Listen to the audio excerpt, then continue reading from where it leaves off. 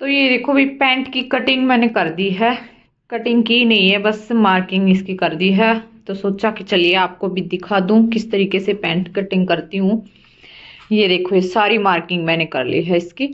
कैसे कैसे की है, मेरा क्या मेथड है वो मैं आपको एक बार बता देती हूँ। कहीं से आपको कुछ डाउट हो तो वो आप देख लीजिएगा इसमें। सबसे पहले हमने कपड़े को, मैंने देखो यहाँ से ऐसे फोल्ड किया, ये है कपड़े की किनारी। इसके बाद सबसे पहला निशान हम ये लगाते हैं। अगर आपने इलास्टिक के लिए इसी में लेना है, पूरा कपड़ा है आपके पास, फिर आप ये निशान लगाओ। 2.5 इंच का ये मैंने इलास्टिक के लिया है।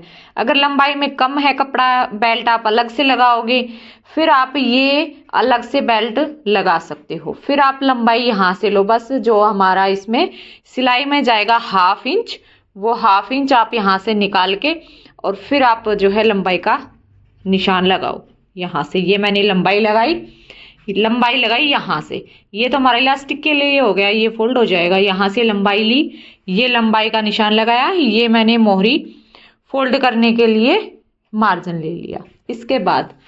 इसके बाद आएगा हमारा हिप का साइज। हिप साइज था मेरा यहाँ पे 10.5, यानी कि कमर का 4th भाग हमने लिया, तो ये मेरा 10.5 था। उसके बाद मैंने इसमें 1.5 इंच प्लस किया है ये, ठीक है। ये 1.5 इंच मैंने फिर बढ़ा के, ये लाइन यहाँ पे आई, ये आई हमारी आसन की। आसन मैंने लिया है 11 इंच, ठीक है। नॉर्मल सभी का ही आसन 11 इंच आता है, स्टैंडर्ड साइज यही होता है। 11.5 भी चला जाता है, 12 भी चला जाता है, बस इससे ज़्यादा आसन मेरे ख्याल से नहीं जाता होगा फ्रंट का, ठीक है। और इससे कम भी हो जाता है, कई बार कई लेडीजों को पेट होता है ना, तो फिर उस पर कम भी करना पड़ जाता है, 10 10.5 भी, ठीक है। तो ये आसन आ गया 11 इंच। इसके बाद ये मैंने यहाँ से लिया 2.5 इंच, ये देखो 2.5 इंच लेने के बाद यहाँ से 1.5 इंच पे ये हम इसको देंगे गोलाई।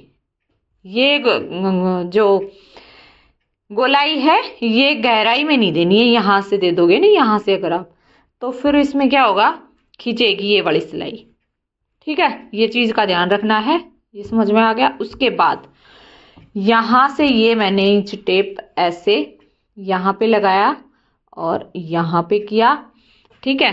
अब यहाँ से जो हमारी क्रीज आती है पैंट की, उस पे भी कंफ्यूजन बहुत सारी बहनों को होता है। तो इसकी क्रीज प्लेट हमारी हम यहाँ से लेंगे, जो 2.5 इंच हमने लिया हुआ होता है ना, यहाँ से इंच टेप रखेंगे और यहाँ तक।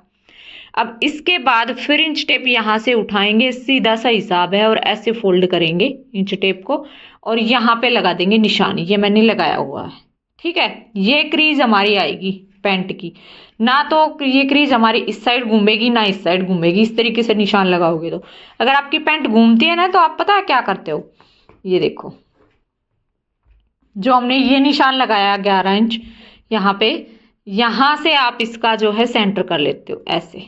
तो इसका ये सेंटर यहाँ पे करेंगे तो ये यहाँ पे आएगा, तो साइड में आ गई ना क्रीज, तो ये गलती करते हो आप, ठीक है।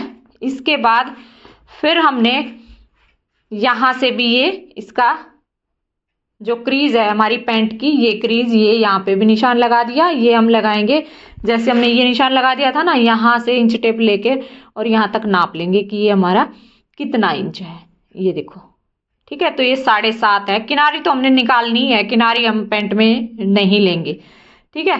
तो ये देखो किनारी हमने निकालनी है। अब ये आ गया 7.5, 7.5 पे ही हम यहाँ पे ये निशान लगा देंगे, ठीक है। लगाने के बाद ये लाइन कर दी।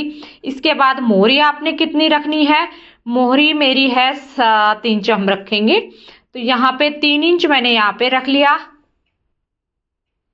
3 इंच यहाँ पे रख लिया, ठीक है। ये हो गया हमारा 6 इंच। तो इसमें देखते हैं मोहरी, या तो मैं बढ़ाऊंगी, पता नहीं, मैं देखती हूँ नाप में कितनी इन्होंने मोहरी रख रखी है, 6.5 या 7 है। तो उस हिसाब से जितनी भी आपकी मोहरी होगी ना, उसका हाफ हाफ दोनों साइड से हम निशान इस पे लगा लेंगे, ठीक है। अगर 7 है तो आप यहाँ पे 3.5 दोनों साइड से लगा लोगे तो भी सही आएगा, 3.25 लगाओगे तो भी सही आएगा।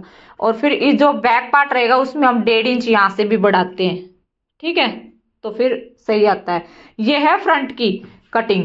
अब इसके बाद ये जो मोरी का निशान आपने लगा लिया, इसके बाद आपने लेग सेफर लेना है और इसको इस निशान से इस निशान तक मिला देना है। ये देखो ऐसे, ठीक है। और ये निशान इस तरीके से कर देना है। अब उसके बाद इसको पट्टी को ऐसे घुमाएंगे और इसको यहाँ पे रख देंगे ऐसे, ठीक है। ऐसे रखने के बाद फिर यहाँ से ये निशान लगा देंगे। ये लगाने के बाद फिर यहाँ से हमारा कॉर्नर सा निकल जाता है, उसको हमने सही करना है। ये पट्टी है, इसको घुमाएंगे ऐसे और फिर इसके ऊपर ऐसे यहाँ से जो किनारी तो हमने बाहर निकालनी ही है और ऐसे रख देंगे। ये देखो, अब यहाँ से ये निशान हम ऐसे सीधा कर देंगे।